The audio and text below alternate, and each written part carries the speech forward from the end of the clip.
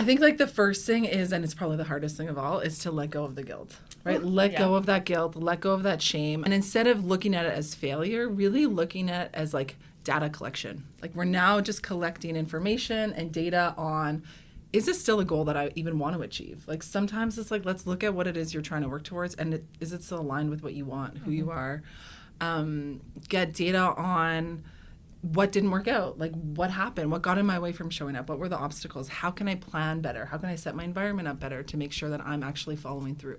So I think if we can let go of all of the guilt, all of the shame, and really look at it as like, okay, this is an opportunity for me to coach myself and ask myself these questions, then I can collect this data and all this information, and then I can create a plan and start again. And then always like come back to like the most smallest thing, like what's one small thing I can do today that will really align with that goal. We're gonna collect the data and then just ask like, what's one thing I can do in this moment right now that just aligns with the goal.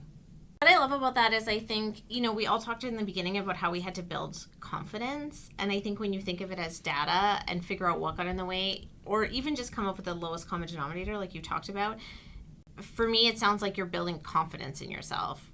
I struggle with believing that I'm going to do the thing I say I'm going to do sometimes. So I think, if you fail, if you don't make it, like I love the idea of thinking about it as like, okay, this is just data. I'm going to figure out like, I'm going to create a system. I'm going to create a better system and I'm going to test it out. If you keep looking at it as failure, just think of it as like, okay, fail fast, fail hard, get the data, move on. Because, you can kind of lose trust in yourself when you're saying, I'm going to do this. And that's exactly how you break trust with yourself, right? Every time you say, I'm going to do this thing, I don't do it. Whatever it is you say you're going to do, and every time you don't do it, it's just like this little piece of trust is broken more and more and more. And the simplest way to build that trust really is through actions and break it, like going back again to that small action.